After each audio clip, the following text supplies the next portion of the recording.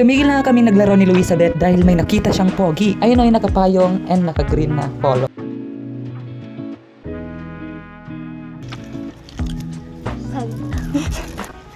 Aray ko!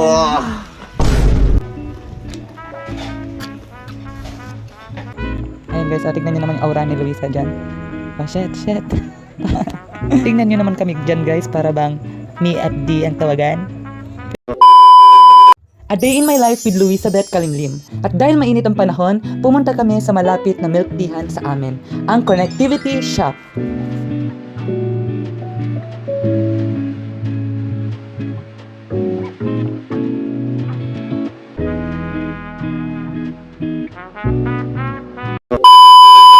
Ngayong araw nga po pala ay wala akong pasok, kaya itong si Luisabeth ay inaya kong mag-milk tea. Kaya saktong-sakto dahil napakainit sa amin. At ayun na nga, nakarating na kami sa Connectivity Shop at agad na namin binilang ang pera namin kung kasya ba sa bibilhin namin. Dito nga pala sa Connectivity Shop, marami ka nang mabibili. Hindi lang milk tea, meron silang fries, shawarma, cheese stick, at siomai, at marami pang iba guys. Kaya punta na kayo dito. At dahil mahina kami sa memorization, ni-notes na lang po namin yung binibili namin. Kaya tara. Kaya guys, pagpasensya nyo na kung ganito ako mag-voice record. Kasi di ko alam. Milk team 40 plus. Plus tatlong 30. Ay, apat pa lang 30. 200. Paano naging up? Isang nachos, 45. So ayun guys, pagkatapos namin mag-compute ng aming magagastos, nag-order na nga pala si Luisa. Kung nagtatanong kayo kung bakit siya nag-order, dahil trauma na po ako mag-order. Kasi guys, way back nung bata pa ako, nagtanong yung nagtitinda kung dine-in ba or take-out. Ang nasagot ko, oo na lang, kasi di ko alam ang meaning niya. Pero ngayon, alam ko na. At dyan tinatanong ako ni Luisa kung ano pa yung isa naming order, dahil nga makakalimutin kami. Kaya ayun. As you can see, nagbibilang na si Luisabeth na maragmag na pangbayad namin. Kung di nyo alam kung anong meaning ng maragmag, barya po yun. Kasi barya po lahat ng pambayad namin. At dahil napagod na ako mag-voice record, mag-montage muna tayo. Tara!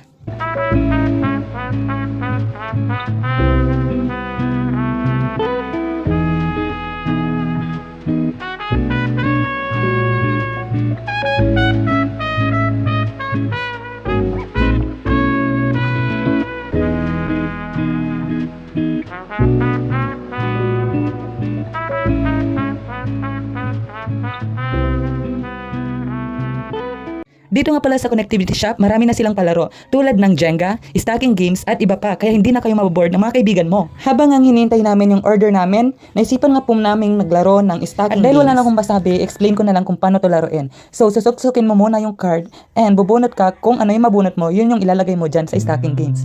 And ibabalance nyo lang.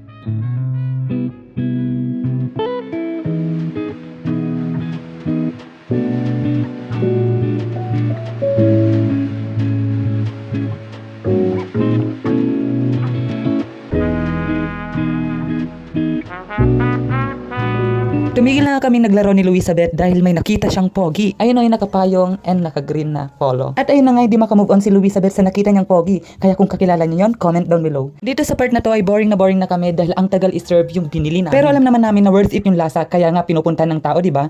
So tulad nga ng sabi ko, hindi ka maboboring dito kasi meron silang mga palaro, kaya worth it yung paghihintay mo.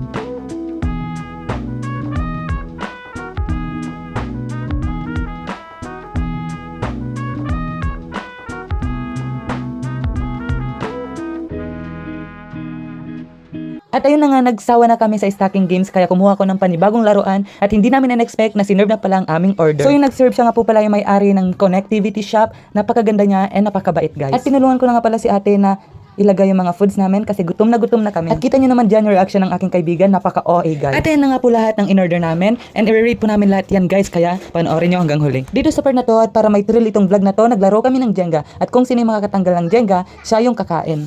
At agad nga naming pinagpatong-patong ang Jenga para makapagsimula na kami at para masimulan na namin yung challenge na gagawin namin. Makalipas ang ilang minuto at ayun, napatayo na namin ang Jenga. Sa kasamaang palad, nasugat yung kuko ni Luisa.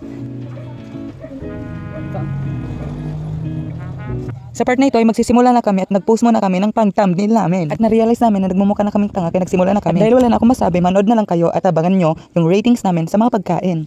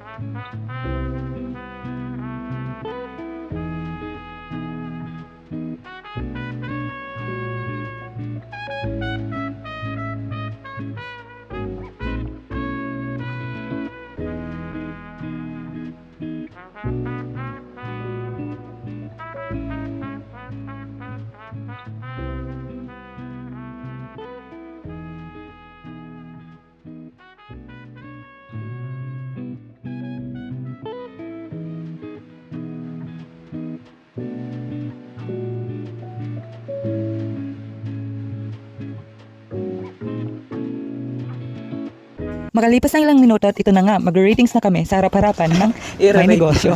I-rate na. Okay, ito muna.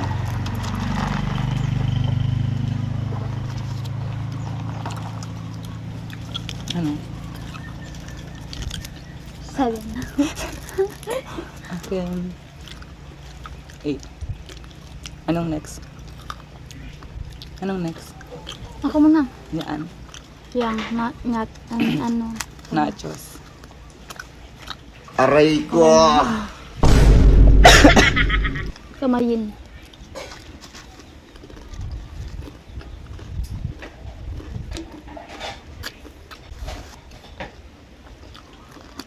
Masarap yung gulay niya, guys. Hmm.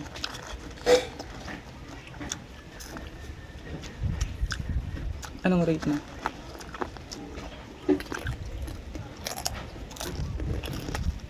Ano? 10.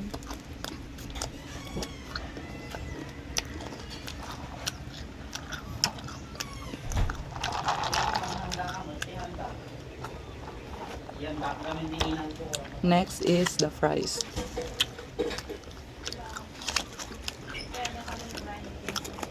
Hindi siya oily, no? Mm.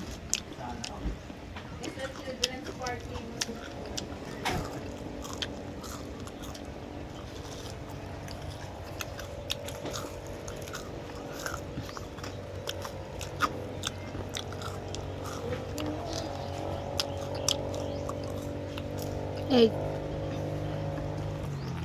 9 out of 10.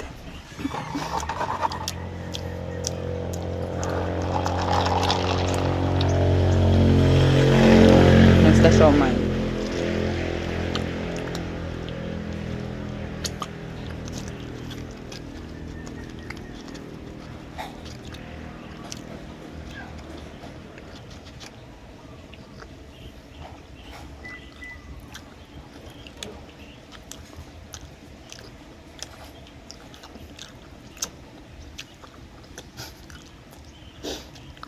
Sa part na ito ay kinakausap na kami ng may-ari dahil may kaso kami.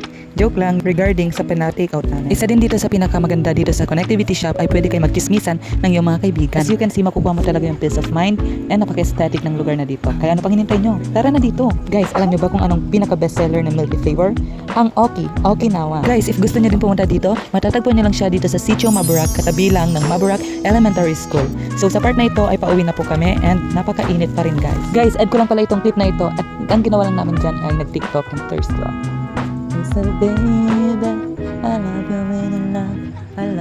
At kita nyo naman guys, nakailang clip kami dyan kasi hindi alam ni Luisa mag-aura-aura guys. Kaya tignan nyo naman guys, oh, wow, pag. At dahil hindi pa kami satisfied sa kinalabasan ng TikTok namin, ayun, nag-TikTok kami guys. Nakakapagod talaga mag-TikTok, diba? Ayun guys, tignan nyo naman yung aura ni Luisa dyan. Oh, shit. Tingnan nyo naman kami dyan guys, para bang me at D ang tawagan. Pero ang cringe talaga yung nagaganap dyan guys. If gusto nyong panoodin yung result ng TikTok namin, visit nyo lang yung TikTok ko. If gusto nyo lang ha. At ayun guys, hindi pa kami nakontento sa isang TikTok lang, kaya umisa pa. So ayun guys, this is our vlogs for today. If you want more videos like this, please like and share and follow guys, please. Thank you and I love you all. Bye!